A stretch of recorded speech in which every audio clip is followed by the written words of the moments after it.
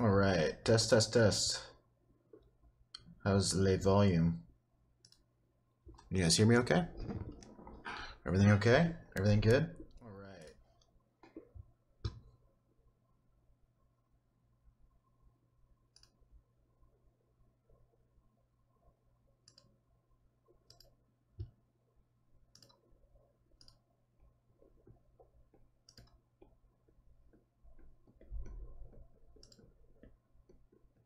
Snap, snap.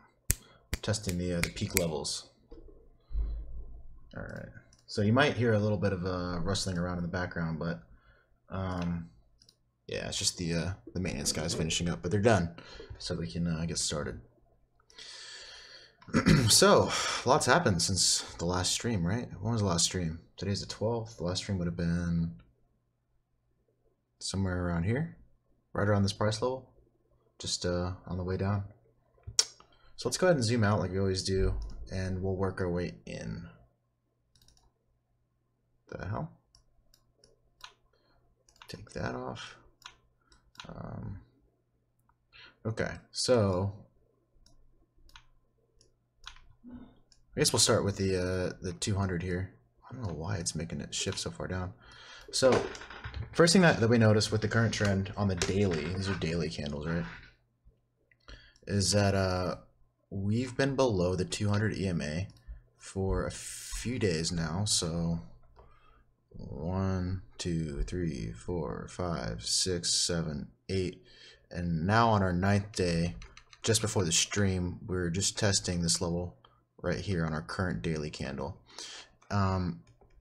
which if it manages to find support there, there's a slightly bullish argument there, but the overall volume is going down on this rise up, which typically indicates diminishing buying pressure. And you can see here that we never really saw a significant retracement to test new lows or anything like that. You know, like we did here, for example. You know, we went down, we popped up, we retested the low, and we consolidated sideways. But we never did anything like that. And I suspect it probably just has to do with the drastic drop. You know, we went down from 20K to 6K, so it dropped down, you know, 60% or whatever. And so a lot of buying pressure stepped in, and it's kind of just like, it's like just over the hill. People were like, yes, you know, we finally pushed the boulder up the hill. It's not going to crush us. But the slope hasn't gotten any flatter. It's kind of just doing like this. So people are just like pushing it, and they're pushing it, right? So is it going to steamroll the bulls, or what's going on? At the moment, there are a few, still some bearish signs going on, even though we're testing this for the second time, this 200 EMA. For those who don't know, the 200 EMA tends to be the make or break point for if you're in a bear versus a bull market. Bear versus bull. And if it's below the 200 EMA, you start to be a lot more bearish, and if you're above the 200 EMA, you start to be a lot more bullish. And you can use other indicators to support it, but on face value, you know, that's one of the best uses of the 200 EMA, is that it typically provides macro support in a bull market and macro resistance in a bear market. So if we zoom back to the previous trend that led up to this, you know, we see have not gotten below the 200 EMA in quite some time. You know, it's been like 3 years since the last time we were below the 200 EMA. Typically we find support on the 200 EMA because it was in a bull market. You know, you see it go down here, here, doesn't quite make it there, doesn't quite make it there, doesn't quite make it here, and then it broke through. So right now we're in the process of testing it from the underside, and you know, it's going to take a couple of days to see where it's going. But if we look at even higher time scales, like for example the weekly, the 1 week chart, I don't know why my candles are shifting so far down. We see we have this nice reversal doji on the weekly, and we just opened the current candle, so you know, it opened on the 12th, which is today, and still has a lot, you know, a lot in front of it. But we see a nice volume spike on the weekly candle, on the previous weekly candle, with this dragonfly reversal doji, long-legged doji sort of thing, and that typically is a forecast for market indecision. It doesn't mean a reversal has to happen, but that is a nice catalyst to a reversal. So if we look back, I bet we can find some other instances of this happening. Yeah, so here's one right here. We see this guy, a nice reversal there. We see a nice reversal here. We see a nice reversal here. So, you know, these are pretty common reversal candles. It doesn't have to reverse, like I said. So we see instances of it happening where it doesn't reverse here, doesn't reverse here. I mean, this is like, this guy right here is like basically the same thing, just on the top, right? So we see, where'd it go? We see this guy right here, and this guy right here. Basically the same thing, just this guy's on the top and this guy's on the bottom. So, you know, we saw this nice reversal candle, but it kept going up. And now we see a nice reversal candle, and now we're reversing a little bit, but like I said, it could keep going down. But for the time being, we're finding support on the weekly 50 EMA. That's this guy right here. So we're not in full-blown bear mode yet. There's still a lot of tests that need to happen, and until those tests pass or fail, it remains to be in decision-making mode. So let's look at the lower time frame to see what it's doing in the immediate future here. So I have no idea why this is shifting down like that. It's so weird. If we throw some shit on here, wow, we see a lot of mess. But let's look at the 720-minute view, also known as the 12-hour view to the layman. It's a technical term. So we see we have a nice set of fibs. This blue, keep an eye out. These blue guys are going to come in handy in the later discussion here. But we see if we draw it from the beginning, which is 220, where the parabolic curve began, and we draw it to the top, which is 19,880, you know, basically 20K. We've got this nice set of fibs right in here. And I'm going to zoom in a little bit closer so you can take a look. But I just wanted to show you the context. So if we zoom in closer, we start to see that it's actually played these fibs really nicely. And we see this sort of event right here. This guy right here. This is called a death cross. Death cross, where the 200 EMA is going like this, and the 50 EMA crosses like this. You see here the blues crossing from the top. That's typically an indication of a changing of tides. And we're starting to, you can see now that we're starting to expand into more and more macro markets. So we have it on the 360 view, we have it on the 240 view, and now it's in the 12-hour view, and soon to be, if we continue trending below the 200 EMA, eventually this will cross. But for now, like I said, we're in decision-making mode. So where are we? Currently, we're finding support on the 61. This is the macro 61 right here. And you can see, you know, we found resistance here, we found support here, and that trended up and went on this insane rally all up in here. And let's make this black. So we've tested this a couple times. Let's zoom in a little closer. So, you know, we broke through, we tested it once, we tested it twice, we found support, and now we're testing the upper boundaries of what this is willing to shove up. But at the moment, it's showing signs of a potential inverse head and shoulders setup right here. And we would be testing the neckline as we speak right now. So we see an inverse head and shoulders here. Boom, boom, boom. Neckline would be here. If it manages to break above the neckline and find support, this would have a very bullish implication. This is, let's say this is 6K. Let's call this 9K. So this would be a 3K move upward. So we project this upward from the neckline. If we break out from here, this would have a 12K price target. If, notice why I say if, we break above a lot of trend lines and resistance lines, But yeah, we see a lot of things we got to break through. So let's go ahead and take a look at some of the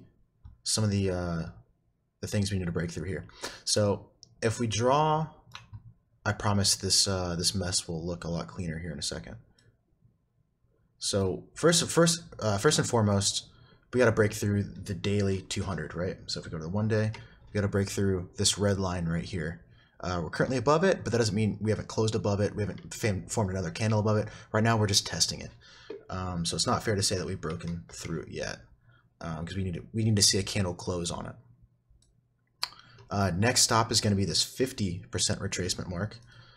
So we see if we draw a retracement from the breakdown, let's make you green. Does that help?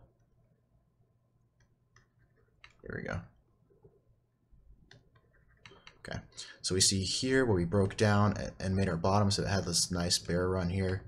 If we draw a retracement set from here to here, we get some nice fib levels here, here, here, here, and here. And the next stop would be the 50% Fibonacci retracement here.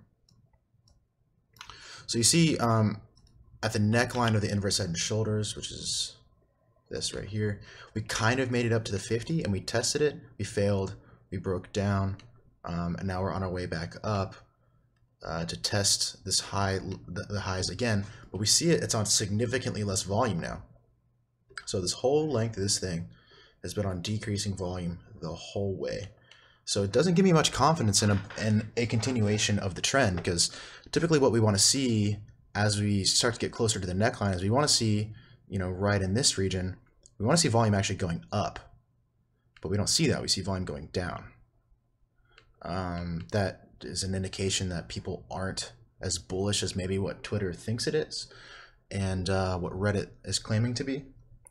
And we actually see a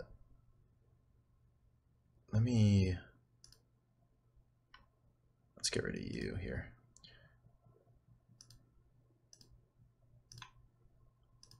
We see, oh, okay, so sells are coming in here. So if we look at the 60-minute view, if you're in the trading community, you would have caught the top of this here for this 1 hour double top. So you start to see, you know, on the higher time frames, you're like, okay, there's some resistance we got to test, and as we zoom in, we're like, okay, there's some more resistance we got to test. And now as we start to zoom in, we see indications of smaller reversal patterns that will ultimately lead to a rejection of the 200 EMA if they play out. One of which is this 1 hour, what John Bollinger calls an M top, which is characterized by a high outside the Bollinger Bands here, and then an absolute high inside the Bollinger Bands here, which typically has reversal. First price target would be this midline, second price target would be the lower band. And if we zoom out, it actually extends to the 120-minute view here as well. I'm less inclined to argue for this option just because I like to see my M-top setups look more M-like with the bodies. The wicks are making an M, so we see pivots here. But on the 60-minute, it just looks way cleaner to me.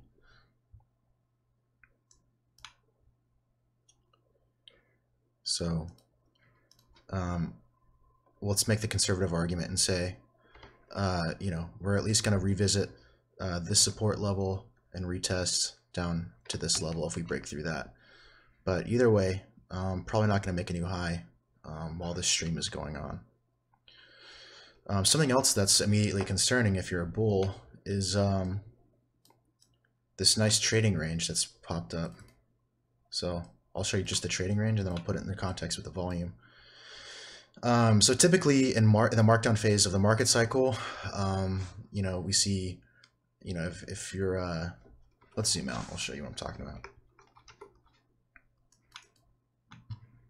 So we're in the market cycle here, right? So we have a top of the market cycle here. This is called distribution. We see markdown.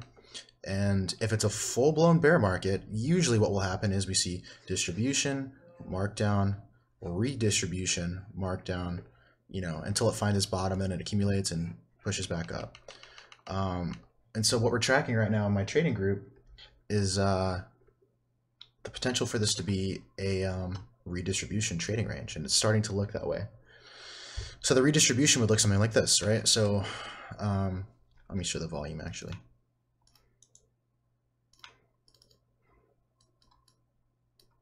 So you know, we see this nice V bottom here with a swelling of volume, which gives us a nice support level here.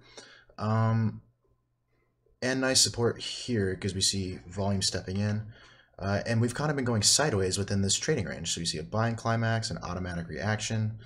You know, we see it here, buying climax here, which is, you know, that. We see an automatic reaction. And now we start to see this trading range shaping out in here, which is very interesting because this is the first time we've undergone redistribution in the past 5 years, if this is redistribution. And so we see a buying climax, we see a secondary test, and then we see an up thrust outside the distribution. You could argue that this isn't an up thrust and that this is like a secondary test or something, but the volume profile just looks so consolidated. I'm inclined to argue that this is an up thrust and this is last point of supply. So if this is an M top on the 1 hour, we would puncture back into the trading range. And from there, we got to keep an eye and see what the volume is going to do here. Because if we see volume increasing on the way down, as in sell volume is picking up, right? So we see a volume profile, you know, looking something like this, where it's picking up as the price diminishes. That could signify the end of redistribution and the beginning of the next markdown phase, because right now there's not a whole lot of bullish pressure pushing the market up. I mean, you can see it right here, like it's just, well, that was a straight line. It's just going down, right? The highs are seeing less and less volume each time, and it's the same way all the way down. So less and less and less and less and less volume. So what does that mean?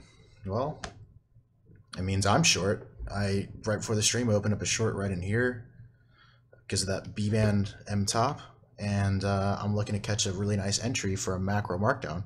If not, then I'll just close it at a profit, obviously. But at the moment, you know, that's something that everyone in my trading community's got all eyes on. We're watching that because it's going to be a nice entry. So if this thing breaks down, let's talk price targets here. So if this thing breaks down, if this manages to break down, and we break down out of the trading range, let's talk macro support. So I have no idea why this is doing that. If we look at the daily Ichimoku, which is great for finding macro support. So right now, we're, in terms of like Ichimoku standard settings are concerned, like we're in full-blown bear. Like we punctured the Kumo. The Chiku span is well through the Kumo. We're not anywhere close to seeing a Tenkan or a Kijun twist.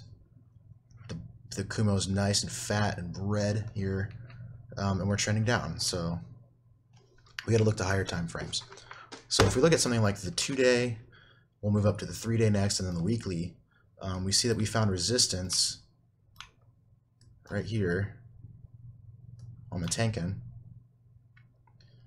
The Chiku span is through the price, which means that we're starting to see the macro starting to lag behind. As you look at the 3-day, we're coming right up to the Kumo. So unless we rally drastically, the price is going to break right through this. It's just going to go puncture right through it, and we start to see a bearish twist on the Kumo. So that could spell doom and gloom on the macro scale if this continues to, you know, have a continuation downward. So looking as high as the weekly,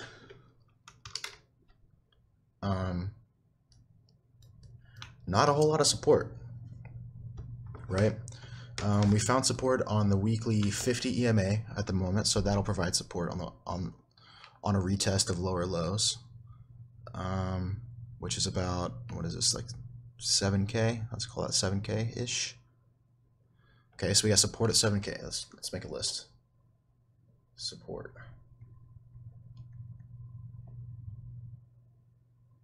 $7K. Okay. Below that, nothing. There is nothing. And this is the consequence of having a parabolic market, is that there's no established support anywhere in here. You know, we establish support, you know, here and here, but these are very far down. You know, these are in the 4,000s. This support area, you know, everything in here. I mean, look at this. This is 4K to 2K.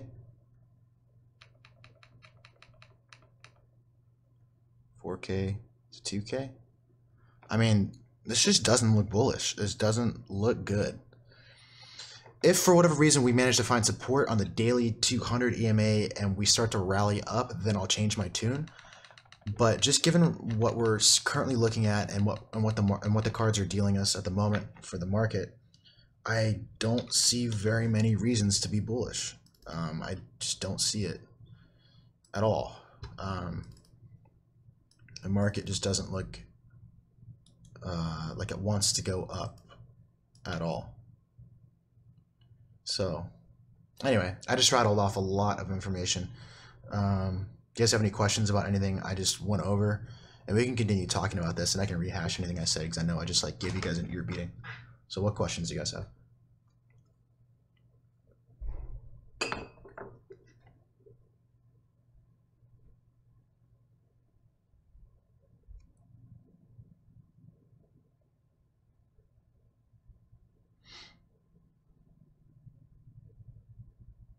No questions?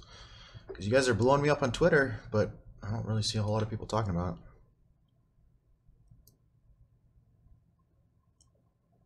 Last time we were at 200 EMA, we bounced, so we have that history.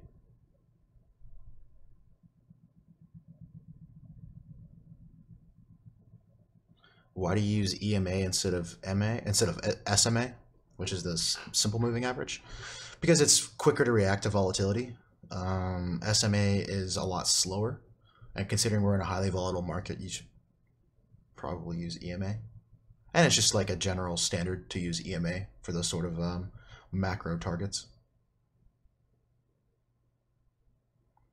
Did you go to Georgia Tech? Yeah, I went to Georgia Tech. Can this be a multi-year bear market? I don't think it's going to be a multi-year bear market. I see a lot of people saying that shit. I just don't, given the access to the market that we have now with things like, you know, the number of public exchanges, it's way too accessible to have something like a multi-year bear market, but I wouldn't, like, if that happened, I wouldn't be shocked. It's happened before, you know?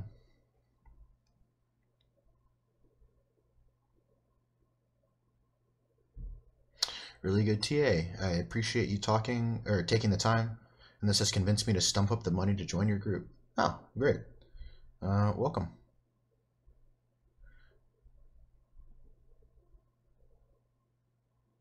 There were quote-unquote crashes before. How does this compare? So there's a difference between a crash, a correction, and a bear market. There's a difference. Crashes and corrections are the same thing, but bear market is a sustained move down. A crash or a correction, something like you know, something like this, for example, or this. This is the most sustained correction we've had since the start of the bull market. So here's the entire bull market here. This is the most sustained correction we've had in the last 4 years, right? So we see one here. Oops. We see one here. We see one here. We see one here. And then we've got this just big motherfucker here. So this is the largest we've had so far, and it's retraced the most.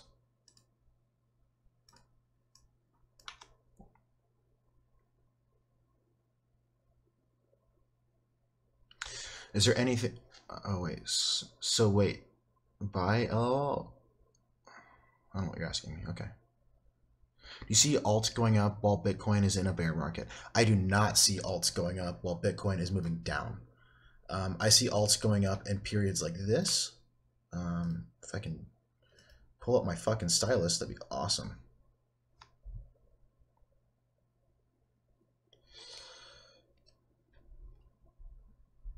It won't let me though. There we go. Okay, so I see alts going up in periods like this. Oops. Periods like this and like this. But while the market is moving down, no fucking way. The alts are going to run. They're going to sell. Here would be a nice time for alts to pop up, but anytime price is moving down with Bitcoin like this in a bear market, I would not be buying alts. I would be sitting in fiat personally. But that's just me. That is my non-financial advice.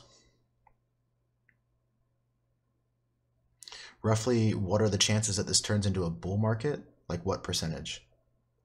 I have no idea. I'm agnostic. I'm not agnostic. I take that back. I am leaning bear because of all the aforementioned indicators. I mean, this just screams bearish continuation. I see a lot of people with wishful thinking, hoping for this to pop up. You know, something like this or something like this. But the context of this is just so great that it puts this to shame. I saw a question up here that I wanted to address.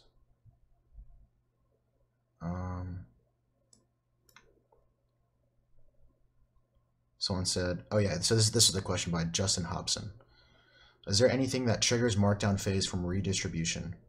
So the whole point of a markdown slash distribution is that, and I'm going to give you the very, very high level overview because this is a very in-depth discussion that could happen for a couple hours, but there are large investment groups. We call them composite operators, sometimes called the CO or composite man, but most commonly they're just called the CO.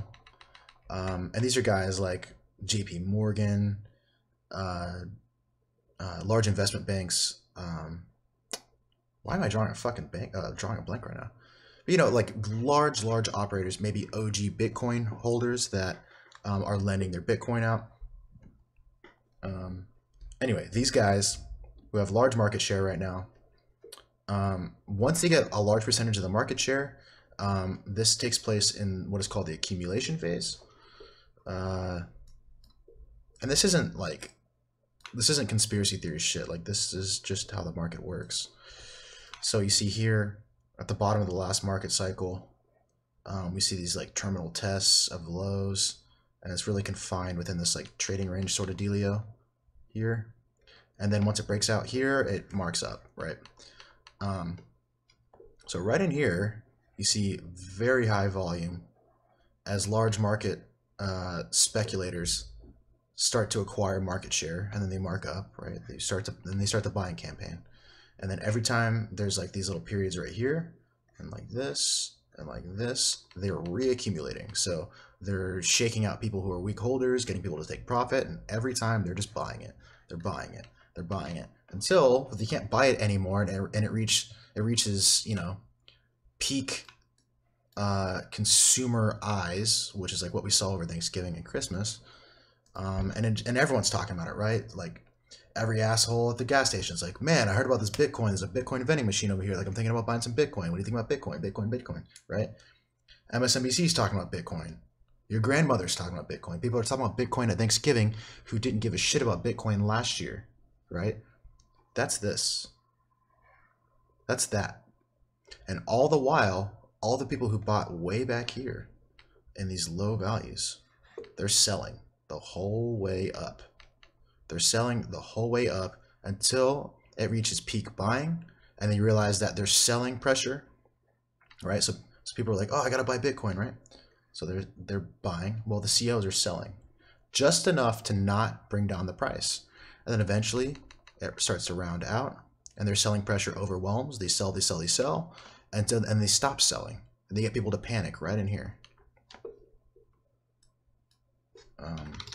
They get people to panic right in here.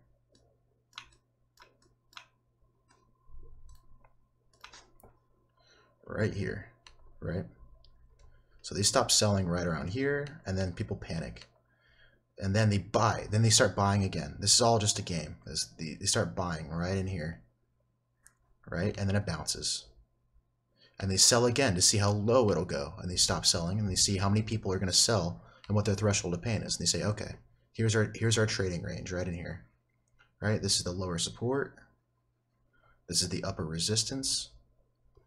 And now they're going to see how many times they can push the market up and create FOMO like this and this and this. They're going to push the market up and sell into them the whole way. And then they're going to move it down, and they push it up and they sell. They push it up and they sell. That's why these large green candles are here. They're sparking FOMO so that they can sell it to you. This is called distribution.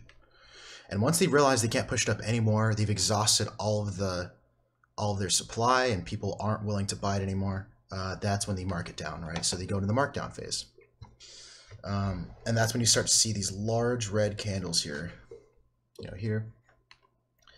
And then when the CO decides, okay, that's enough, it reaches a bottom, then they start buying just enough to spark FOMO so that then they can sell it up here. The CO doesn't sell down here, they sell here on the way up. And then they redistribute, right? Then it marks back down, and then they redistribute. And that's what I think's happening. I think they're making this pattern is purposeful. Like this inverse head and shoulders is purposeful to lure in bullish investors so that they can get them to fucking FOMO so that they can sell it to you. Like here, for example, we saw this double bottom setup here. It broke down, right? I have this nice bear pennant here. And there were a couple other patterns that broke down too. I can't find any. Right here, this double bottom right here. There was a double bottom. They made that pattern. They got people to FOMO in here because right here, this is like people are like, oh yeah, we gotta buy, we gotta buy, we gotta buy because this is a double bottom. Double bottoms mean reversal. Double bottoms are predictable. You should buy it. Double bottoms are always a buy, right? Not in a distribution trading range, and they know that. And they're luring these patterns in, and you can see it in the volume. So just be careful out there, guys. That's all. Sorry, I just went on a composite operator rant.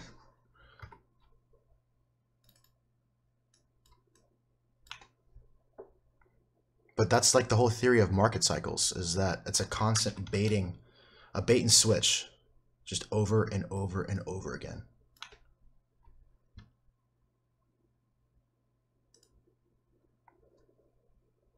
May the CO imitate new bearish patterns to fuck us up again in a new way?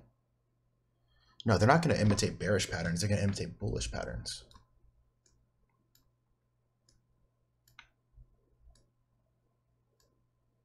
How can these patterns be reliable then if the opposite occurs?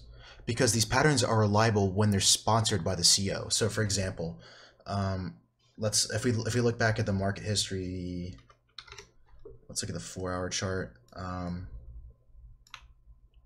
When I say sponsoring a move, I mean the composite operator has a vested interest in pushing the price up, right? Well, now because they've exited the market up in here, they have a vested interest in pushing the market down so that they can buy it as low as possible. But however, on the way up, bullish patterns are great. So here's an example of a bullish pattern right here. Yeah, right here. So we see a nice double bottom here. That was a great buy.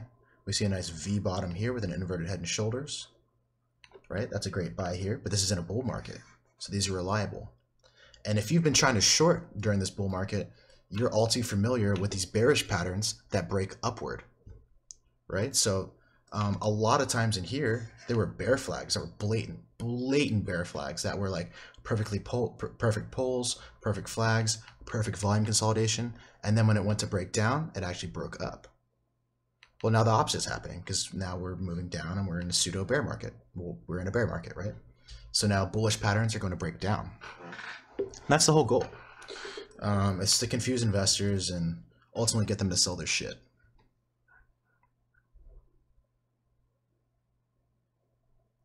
Yo, Schmitcoin, how are you? I'm good. How are you? Do you use whale calls to track the CO? No, but I do use. Okay, I take that back. I do, but I don't use it probably in the way that you're thinking. I use whale calls to see where people are starting to get liquidated because once the CO senses blood in the water, they're going to go after it, right? So if we look at something like Bitfinex's, this is really interesting, right? So if we look at Bitfinex's longs versus shorts, we can track how many longs and shorts there are, right? And right now we're at an all-time high for longs. So here you go. See how high you see how high the longs are? Well, goddamn, if you're a Bitcoin bear and you want to short that market, that is the perfect time to do it because you're going to cascade stop losses, right? And vice versa. If we go to shorts, you're going to see the opposite. So shorts are very down right now. So you can see it right here. Like this is the market sentiment right here. You can see that people are banking on the inverted head and shoulders. Shorters are jumping out of the market. People going long are jumping into the market. And right now it's like something like an 80-20, 80% longs, 20% shorts right now for the market share.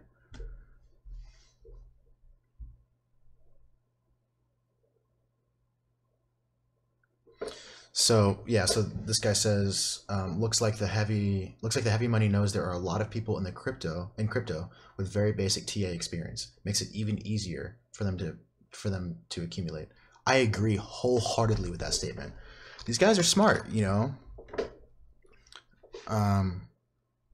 They know that everyone's got very basic TA skills, you know, and that's not a shot at anyone, but like most people aren't good at reading the market. They know basic patterns, you know. They know bull pennants, you know, inverted head and shoulders. They know, you know, double bottoms, double tops, and they're gonna use that to their advantage. And case in point, man, did any of you guys watch that interview with you guys follow Ivan on Tech? Ivan on Tech is he's a great dude that just talks about different stuff that's going on and like different coins. He explains the technology very well, even to a dummy like me who's not you know, a programmer. But that guy Ivan, his channel is, I think it's just Ivan on Tech. It's great. You should check it out. But he just recently just did an interview with Richard Hart, you know, renowned Bitcoin maximalist, renowned OG Bitcoin investor who's just like filthy fucking rich with Bitcoin. And even he is bearish on Bitcoin right now. And one of the things he said that really stuck out to me was he said, the market used to be much easier to trade, and now that all these Wall Street guys have gotten involved, it's very fucking difficult to trade it. Why? Because stuff like this, right? So here's an example of another bullish pattern breaking down. Classic double bottom here. In a bull market, this is a great setup, right? We even see the throwback here. So we see the double bottom, we see the throwback, we see a continuation, and then it dumps, right? This trapped a lot of bulls in here who eventually had to capitulate down here. And this is what they want. They want to bait you in with these patterns so that they can push it down below, and then all of a sudden here, everyone starts getting liquidated, and it throws the price down, and everyone starts panicking, and then, you know, rinse and repeat.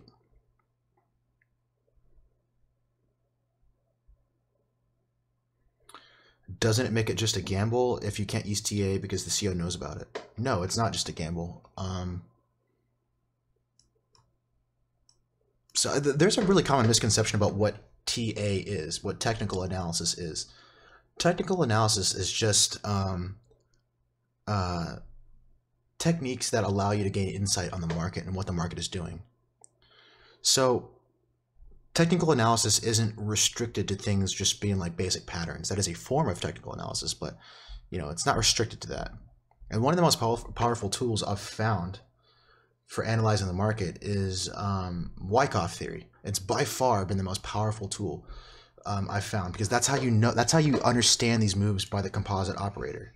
I mean, that's how I knew that, you know, we were at a top up here, right? It's how I knew that we were going to break down here. Like, I made these calls I don't know, like the day that they were going to happen, right? Like I made a call here saying it was going to break down. I made a call right here saying we're about to break down. And now I'm making another call right here that I think that this inverted head and shoulders is bullshit. Just based on the current market. If we see buys step in, then maybe I'll change my tune. But given the current state of the market, I think this is a fake. I don't think this is actually going to break up. I think it's going to actually go down.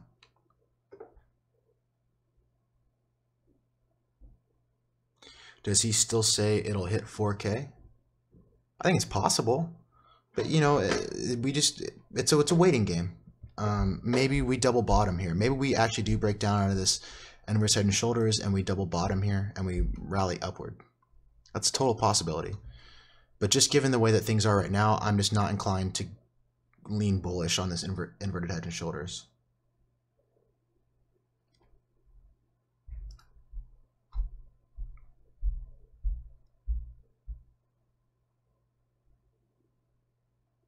So barring the market makers just trying to kill Bitcoin, they're trying to accumulate because long term they want another bull run, right? Yeah, they aren't trying to kill Bitcoin. Like, that's not their goal. They're not just like these mustachioed men in dimly lit rooms and cigar-filled, you know, cigar smoke-filled rooms. We're just like twirling their mustaches, being like, how can we crash Bitcoin? You know, that's not the case. They just want to make money, man. Just like you and me, they just want to make money. Except they have way more buying power than we do, and they can, you know, they're called market makers for a reason. And these market makers, they're the ones who create the cycles. And when a bull market is in a bull market, and the market's moving upward, right? It's because it's a bull market. This is called a quote unquote sponsored move or a sponsored market. And that's when the CEO has stepped in. He's accumulated enough, and he has a direction he wants to go. Well, once the CEO distributes at the top and the market, you know, comes down, the CEO will then start to accumulate at the bottom, and it's a long process. It doesn't just happen with one V bottom here. That's not enough. That's not enough. It needs to go lower. People need to be tortured more. People who are talking about never selling again need to think that Bitcoin is dead. They need to think that Bitcoin's going into a multi-year bear market and they're scared shitless. That's when they buy. That's when the CEO buys, and that's when they start accumulating.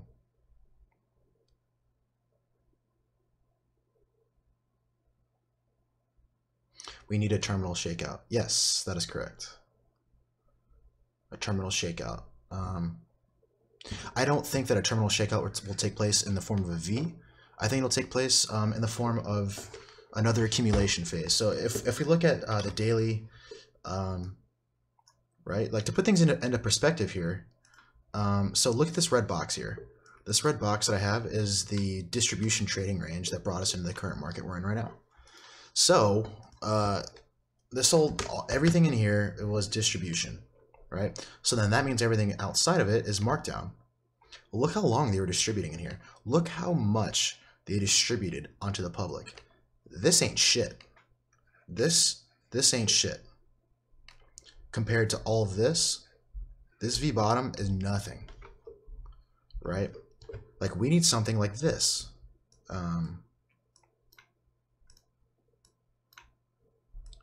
We need something like this again. So this is the accumulation trading range of the last bear market. We need something like this again. And maybe we've entered that. Maybe we already V-bottomed yet, but I don't think we have. I think we're, you know, somewhere around something like this or here, where we're ultimately going to see this crazy sell-off. And this is when the accumulation will take place. This is what we need, something in here.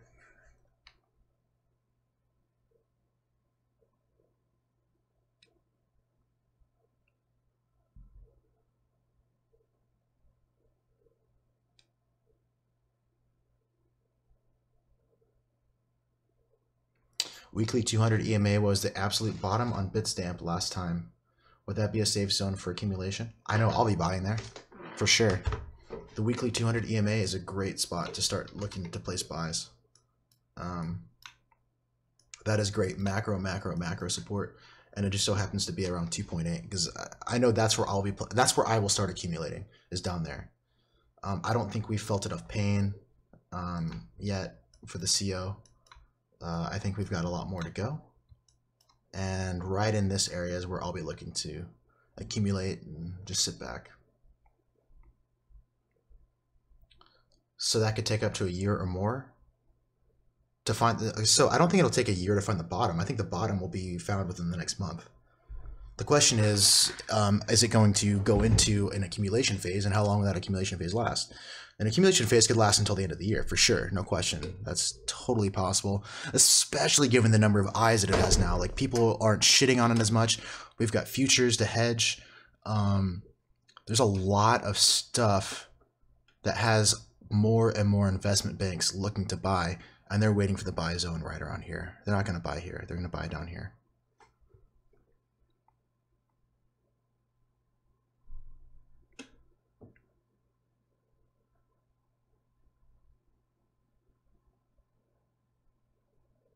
The weekly volume was the biggest in 2 years. Isn't that enough?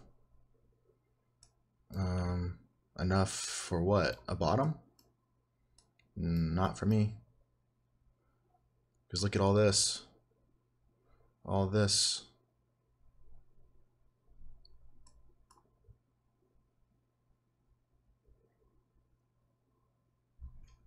It's no longer a meme, scam, or only useful for illegal activity. Right, it's totally been legitimized by the mainstream media too.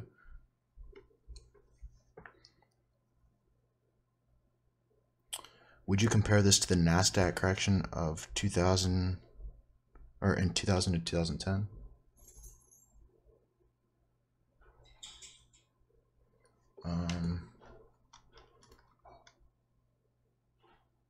No, I don't think so. This correction's worse. Schmitcoin, your voice is like Black Pigeon. Both of you are brilliant speakers. I don't know who Black Pigeon is, but I'll take that as a compliment.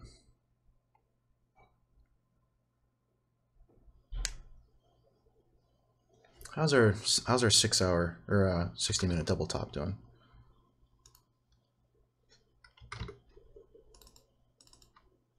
Still moving down? Nice. Okay. This is what we want. And that's about to close in 2 minutes. This is a perfect setup for it too. This red candle close is the perfect setup for this M top on the 60-minute B bands. How low will Bitcoin go? No idea.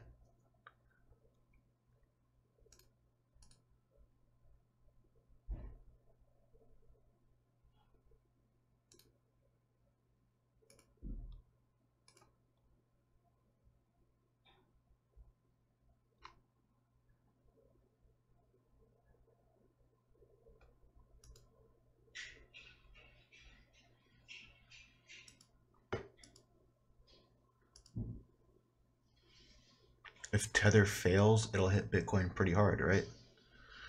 I'm the least. I honestly don't give a shit about Tether. Like, I don't think it. I personally have no reason to believe Tether is going to, like. I have no reason to believe that they're just like printing Tether and using them for all these like ulterior motives and things like that. I have no reason to believe that, and I have no evidence to support that. So I remain agnostic on the idea.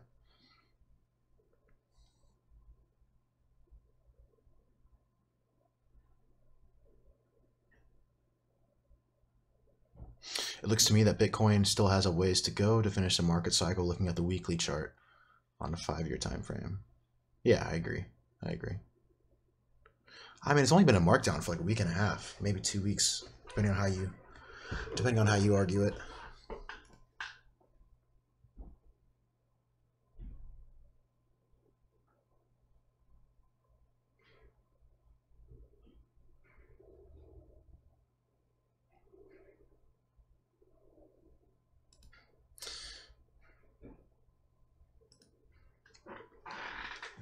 Bitcoin still has room to go down. Yeah, you must be new. Or you must have just joined. Yep. I would recommend rewinding the last hour of the discussion.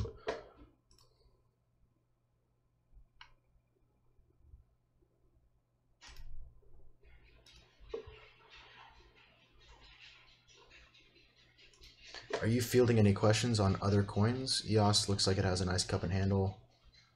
So here's my opinion on other coins. I think charting them is pointless at the moment. I think that if you are bullish on alts right now, that might be a mistake.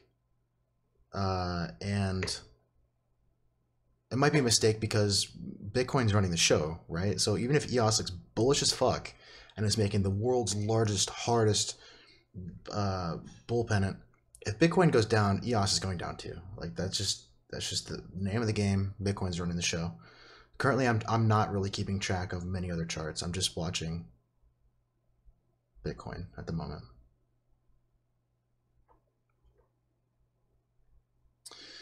From Infinite Sum, do you want to talk about your theory on how the CO is moving into alts that have a USDT pair to make their exit less noticeable?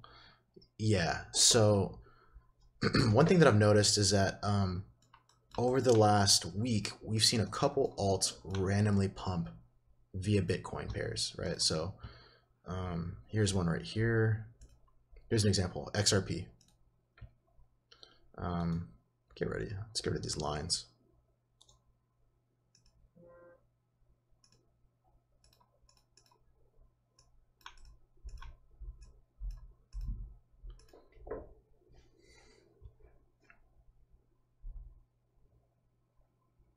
So if we look at XRP, I've got this theory that the CO is exiting not only via Bitcoin, because that would be more noticeable, but they're also distributing on other coins via the ratio. And it would go something like this.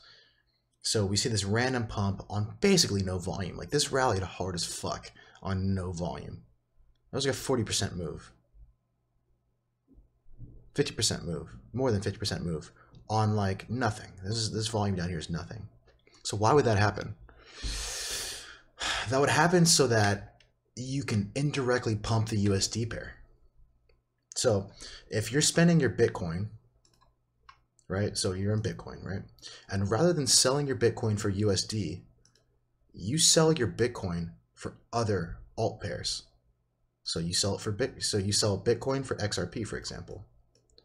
XRP pumps on the ratio, which indirectly pumps it on the USD pair, and then you take that same XRP you bought on the Bitcoin ratio and you sell it for USD, going completely undetected that you're distributing because it's under the guise of an altcoin pump, right? You're distributing your Bitcoin via altcoins bullish moves.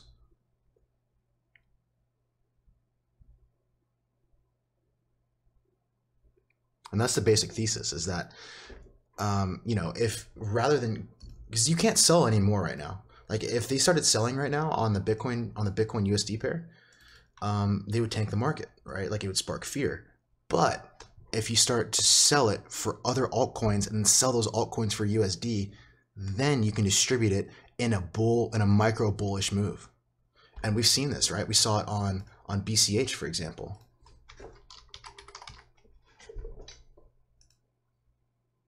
Right? Oh my, doesn't that look familiar? Look at this, same exact time.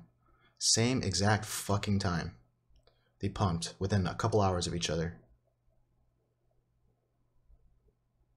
See that? See these two charts? Chart here and chart here. This is BCH BTC, this is XRP BTC, and follow the line. So we see that the pump happened at the exact same time.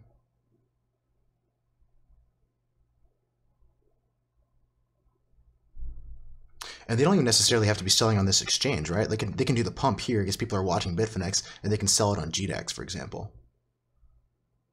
I don't know. It's just a theory that I'm playing around with at the moment.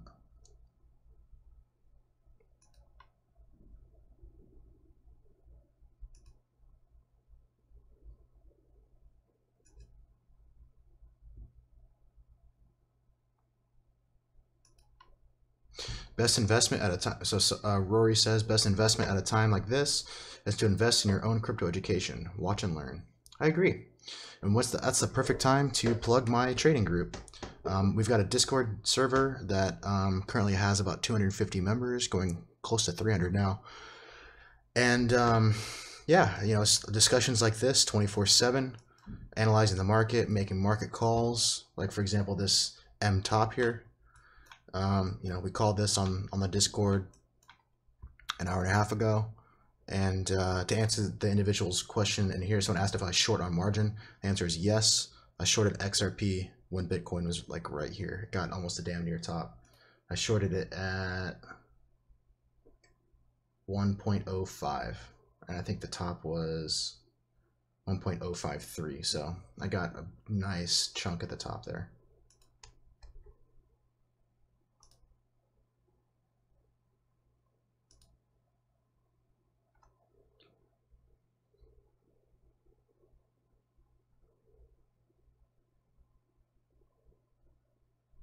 Tier 1 is $99 only for a month, right? It doesn't explicitly say that.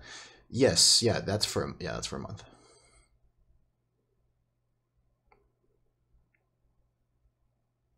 Could you give us some targets for confirmation either direction? I already did that. Just watched earlier in the stream. I already talked about that.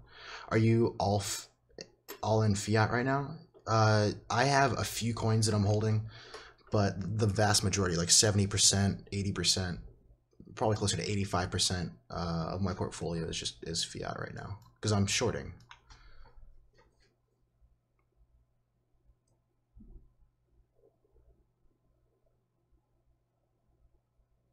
If we break 94.77, 94.77, why 94.77?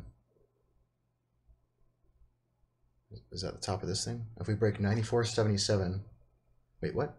If we break 94.77, we would be looking for a BU. I'm not sure I understand your question.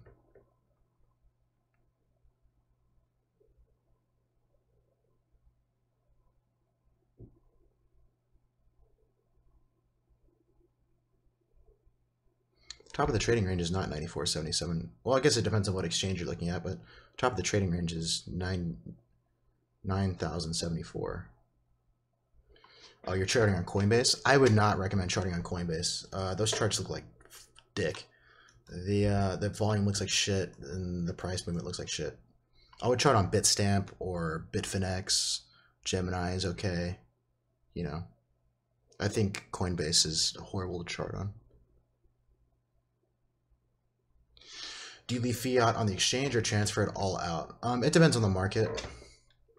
Like right now, I'm just leaving it all on there because I'm working, you know, really massive shorts because I like to play the bear runs. So I'm sizing up really massive shorts with tight stop losses, playing the chop, and so I'm just leaving it on there and making some really nice profit with it.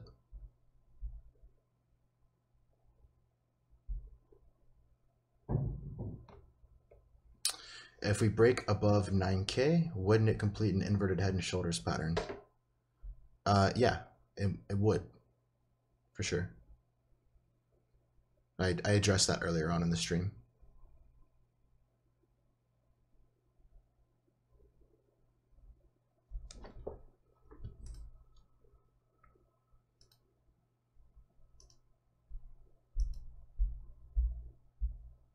Sounds pyramid-y? What sounds pyramid-y? The affiliate system sounds pyramid-y?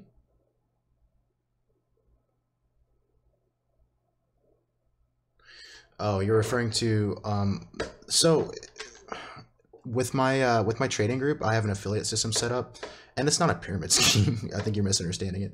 It's basically that so membership is $99 a month, and if you get someone to join, then you get 20% of their membership. So you just get kicked back $20 every month that they renew.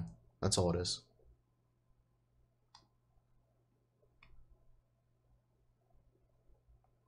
Have a BB, guys. Have a final exam tomorrow. Well, best of luck, Paul Perchborn. Anyway, that's all I got. I'm not going to go over while we're doing this bear market sort of dealio. It doesn't really make much sense to chart other coins unless you're catching a bounce, something in here. But I think it's most beneficial to watch Bitcoin. and figure out what the hell Bitcoin's doing, and if it's going to consolidate or if it's going to rally or if it's going to drop. I'm not really playing short-term holds. I'm only playing leveraged plays with my USD because I just don't want to get caught in the event that I just wake up one day and the market just drops 2 to 3K, and I don't want to deal with that. So anyway, oh, this is great. So someone's asking, what about the stock market? Any correlations?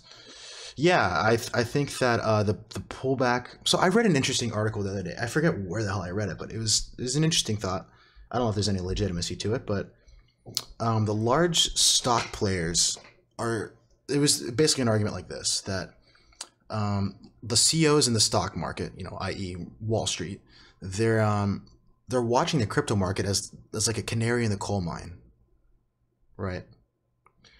And basically it goes something like this. So if the most volatile assets are starting to sell off, when those start to crash and the investors in those markets start to lose money, they're going to start pulling money from their traditional assets. So that's why we saw the cascading effect from the crypto market to Wall Street. And the argument is basically that it's like a pulse on the investor psyche, that once Bitcoin starts going down as a most volatile asset, they're going to look for stability and profit, and they're going to take profit. And that's sort of one of the arguments as to why there was a sudden drop on across the board right around the time that Bitcoin was just shitting the bed from here to here, from 12K to 6K. I don't know if there's any validity to it, but just food for thought. Anyway, that's all I got for you guys. If you're interested in joining my trading community and participating in the discussion and upping your trading knowledge, then check out bitcoinschmitcoin.com and get signed up today. Other than that, I'll see you guys next week, and have a good Valentine's Day on Wednesday. Bye.